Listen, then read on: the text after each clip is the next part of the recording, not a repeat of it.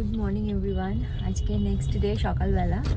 কালকে আর সন্ধ্যের পর থেকে ব্লগ করা হয়নি, মানে এত এদিক ওদিক করে কেটেছে পুরো সময়টা।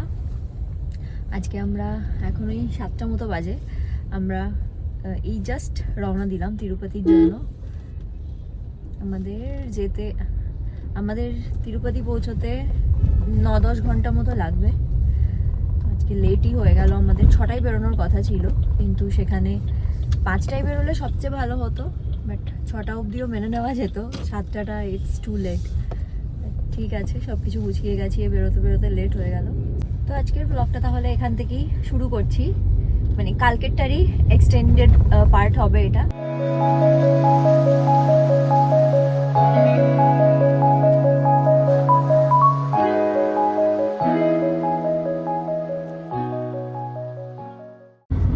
আমরা যেতে শুরু করেছি আধ ঘন্টাও হয়নি, জাস্ট 25 মিনিট হয়েছে। তার মধ্যেই ফার্স্ট রাস্তা ভুল করছিল। এটা যে কি স্বভাব ভগবান জানে।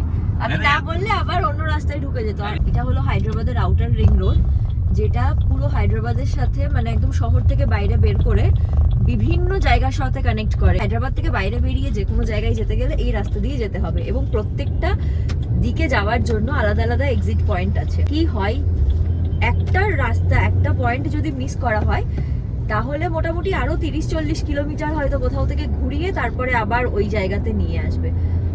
মানে এখানে একটা রাস্তা ভুল করার অনেকটা মানে খেসারত দিতে হয়, এটাই হলো আসল কথা। ভীষণ কনসিয়াস হয়ে গাড়ি চালাতে হয় এখানে। আর গত 2-3 দিন হায়দ্রাবাদে এত বৃষ্টি হয়েছে, আর আজকে একদম রোদ ঝলমলে ওয়েদার। আমার কি ভালো লাগছে। আজকে তোর মুড ভালো হয়ে যাবে। কি আজকে তোর মুড ভালো হয়ে যাবে? হ্যাঁ, আমার মুড হলো সূর্যের উপর ডিপেন্ড করে। সূর্য আছে মানে আমার মুড ভালো আছে। খুব চাইতো না, জাদু না, জাদু। আর বৃষ্টি পড়েছে না, সব গাছ ফাজা থেকে ডাস্ট ধুয়ে গেছে, গাছের নোংরা গুলো, রাস্তার নোংরা একদম ধুয়ে গেছে, পুরো ক্লিন লাগছে, দারুণ লাগছে দেখতে। এত রোদ উঠেছে বলছিলাম, পুরো মেঘ করে গেছে এই দিকটাতে। এখনই মনে হচ্ছে ঝমঝম করে বৃষ্টি নামবে। বাজে এখন 8:30। আমরা 1.5 ঘন্টা মতো চলে এসেছি। এবার আমাদের যেটা দরকার সেটা হলো ব্রেকফাস্টের ব্রেক। কোথাও একটা ভালো চায়ের দোকান দেখে দাঁড়াবো, ব্রেকফাস্ট করব আর চা খাবো। বাইরের যা অবস্থা দেখে মনে হচ্ছে যে কোনো সময় ঝমঝমিয়ে বৃষ্টি নামবে, তার আগেই আমাদেরকে ব্রেকফাস্টটা সেরে ফেলতে হবে। কেমন লাগছে তোর? খিদে পেয়েছে, খাবার খাবো। কি দারুণ লাগছে সাইডটা দেখতে। বাজে এখন 9:15। আমরা একটা ফাইনালি চায়ের দোকান খুঁজে পেয়েছি, এই যে চৌধুরী রাজধানী ধাবা। চাটা তো দেখে মনে হচ্ছে ভালোই। খেলি চাটা? ভালো ভালো না? চাটা যেমনই হোক, বাইরেটা কিন্তু অসাধারণ সুন্দর লাগছে এই দিকটা দেখতে। এই যে গাড়ির বনেটের ওপরে হয়েছে আমাদের ব্রেকফাস্টের সেটআপ। আছে 2 কাপ চা, এটা হলো থেপলা, আর এখানে আছে হলো লঙ্কা। আর এই বনেটটাতে ওপরে গাছের ছায়াগুলো পড়েছে, কি অসাধারণ লাগছে দেখতেও। আমি এখনো চাটা খেয়ে দেখারই সুযোগ পেলাম না। ব্রেকফাস্ট কমপ্লিট করে আবার আমরা স্টার্ট করলাম জার্নি। এখন ওই 9:10 মতো বাজে, মানে আধ ঘন্টা মতো দাঁড়ালাম আমরা। এর মধ্যে আর আপাতত দাঁড়ানোর কোনো প্ল্যান নেই, একবারে লাঞ্চের টাইমে। আমরা এখন কৃষ্ণা নদী পার করছি, কি সুন্দর লাগছে দেখতে। আজ ওইখানে আইল্যান্ডের মতো। হ্যাঁ, একটা পুরো আইল্যান্ড হয়ে গেছে, দারুণ লাগছে। প্রণাম কর, তুই তো নদী দেখলেই প্রণাম করিস। আমরা এটা সবসময় করি, নদী আসলে আমরা প্রণাম করি। আমার মনে হয় এই ছোট ছোট জিনিসগুলো যেগুলো আমাদের রুট, আমার মনে হয় এগুলোকে যদি আমরা একটু একটু করেও ইমপ্লিমেন্ট করতে পারি আমাদের দৈনন্দিনের জীবনে, সবকিছু লজিক নয়, কিছু কিছু মনের বিশ্বাসও থাকুক, এটাই আর কি। এটা আমাদের জার্নির 3rd টোল দিতে দিতেই সব পয়সা শেষ হয়ে গেল মনে হচ্ছে। তেলের থেকে টোল বেশি লাগছে। ঠিকই বলতে চাস এই বিষয়ে? আমি তো লাড্ডু খাবো ভাই, একটা লাড্ডু খাবো। আমি টোল নিয়ে কথা বলছি, তুই লাড্ডু খাবি? টোল তো ঠিক আছে, টোল তো দিতেই হবে, কি করা যায়। এখন এই যে 10:20 বাজে, 11টার সময় লাড্ডু দেবো। 40 মিনিট আগে আসবে। আরো একটা নদী, এটার নাম হলো তুঙ্গভদ্রা। ওই পাহাড়টার উপর বোধহয় একটা হনুমানজির মন্দির আছে, কতটা বোঝা যাচ্ছে জানি না, বাট ওই যে দেখা যাচ্ছে, দেখো। জায়গাগুলো দেখে মনে হচ্ছে কোথায় একটা পৌঁছে গেছি, অসাধারণ সুন্দর লাগছে। উফ, আর আবার ঝলমল করে রোদ উঠেছে। এইটা কোন জায়গা বিল্টু? কি লাগছে দেখতে জায়গাটা। এটা পুরো ঘাট ছিল মনে হয়। হ্যাঁ, কেটে বানিয়েছে রাস্তা। কি বলছিলি? বলছি ঘাট ছিল মনে হয়, এই রাস্তাটা কেটে বানিয়েছে। হ্যাঁ হ্যাঁ। এখন বিল্টু লাড্ডু খাবে।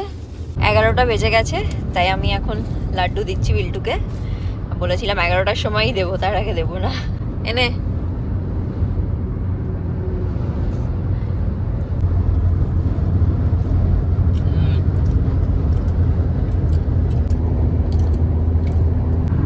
আমি যদি শুধু রাস্তার ভিউ দেখাতে থাকি না, তাহলেই মনে হয় 10-15 মিনিটের একটা ব্লগ হয়ে যাবে।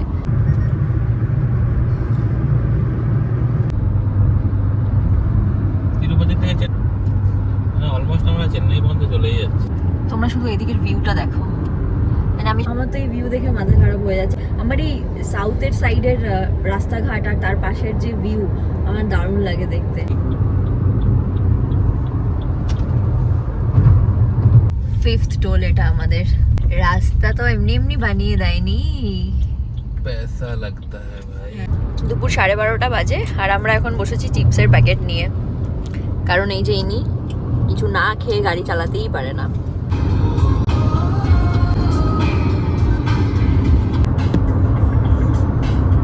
একটা বাজে, আমরা একটু দাঁড়ালাম। সেই 9:30 থেকে এখনো অব্দি ওরা ব্যাগটানা গাড়ি চালাচ্ছে। ওই তো হাত পাও ধরে গেছে একদম। এই যে নেমে একটু আড়মোড়া ভাঙছে। আর আমরা ভাবছি এখানেই লাঞ্চটা করে নেব, তাহলে এরপরে আবার গিয়ে কোথাও তাহলে দাঁড়াতে হবে না। আর যেখানটায় দাঁড়িয়ে সেই জায়গাটা তোমাদেরকে একটু দেখাই না। বিএমই গাড়ি থেকে কি ভিউ দেখো তোমরা, দারুণ। আর এই দিকটাতে হলো রাস্তা। আমরা আরেকটু এগিয়ে দাঁড়াবো ঠিক করলাম। জাস্ট এই আমি হেঁটে এলাম আর সৌরভ গাড়িটা নিয়ে এলো। এটাই মজা গাড়ি নিয়ে কোথাও যাওয়ার, যেখানে ইচ্ছা দাঁড়াও। যেই জায়গাটা ভালো লাগছে দেখতে সেখানে দাঁড়াও, লাঞ্চ করো, ব্রেকফাস্ট করো দাঁড়িয়ে। ভালো রোদ আছে, গরম লাগছে।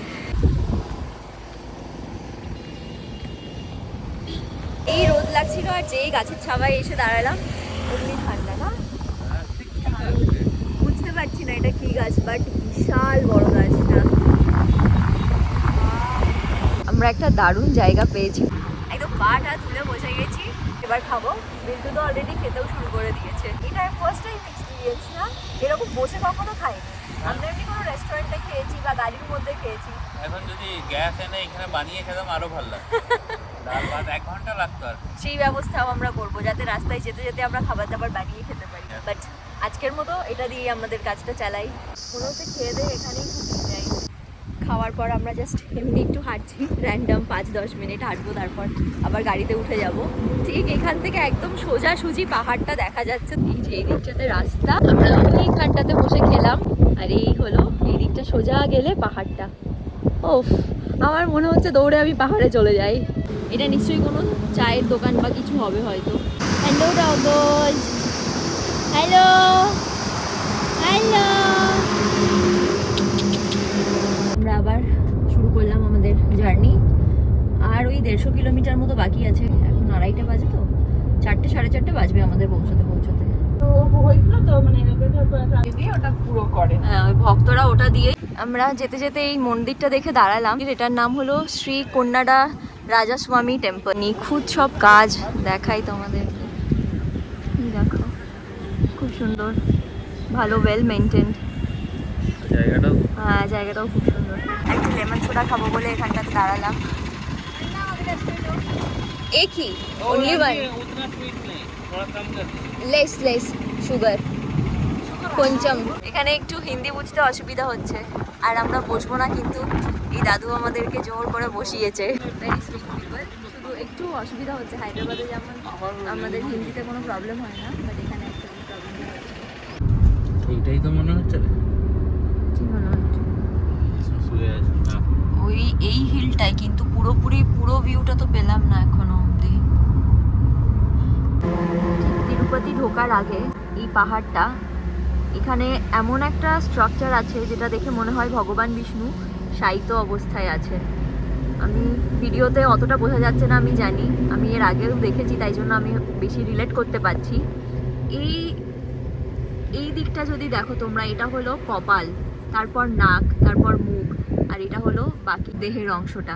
জানি না আরও সামনে থেকে দেখতে পাবো কিনা, সেই তাই জন্য এখনই দেখিয়ে দিলাম। বিল্টুকে এতক্ষণ বোঝাচ্ছিলাম, স্বাভাবিক প্রথমবার দেখলে কেউ বুঝতে পারবে না, আমি যেহেতু আগে দেখেছি তাই জন্য ওটা আমার আমি মানে রিলেট করতে পারবো, পুরো ব্যাপারটা আমি ছবির মতো এঁকে নিতে পারবো। তা ওকে আমি বুঝিয়ে দিলাম, এখন বুঝতে পেরেছিস তো? দেখতে হবে তারপর আরো কাছাকাছি গেলে একটু ভিডিওটা হ্যাঁ পৌঁছে গেছি বিল্টু আমরা। তাই এই দেখো এই ট্রেনটাতে করে আসছে যাদেরকে আমরা এখন রিসিভ করতে যাচ্ছি স্টেশনে। আমরা পৌঁছেই গেছি তিরুপতি স্টেশন থেকে, ওদেরকে নিয়ে তারপরে আমাদের কোনো হোটেল বুক করা নেই, আমাদেরকে হোটেল খুঁজতে হবে, তারপরে হোটেলে জিনিসপত্র রেখে ফ্রেশ ট্রেশ হবো, তারপরে একটু কিছু খেতে হবে। কে আসছে ওইটাই সবথেকে বড়। হ্যাঁ, আমরা এখন এসেছি তিরুপতির রেনিকুন্টা স্টেশনে। এখান থেকে যারা আমাদের সাথে জয়েন করবে তাদেরকে রিসিভ করতে এসেছি। দেখি কোথায় তারা। ওদের ট্রেনটা ঢুকতে একটু টাইম লাগবে, তাই আমরা এখান থেকে দুটো কফি খাচ্ছি। দরকার ছিল মানে ট্রেনে করে আমরা এলাম না, তোরা আমরা স্টেশন থেকে আসি আর তোরা গাড়ির সামনে এসে দাঁড়িয়ে রয়েছে। নাম্মা তিরুপতি, এই যে হ্যালো পার্সেল রিসিভড। চল চল চল, ফাঁকা ডিকির এখন অবস্থা দেখো কি হয়েছে। এই তো বলো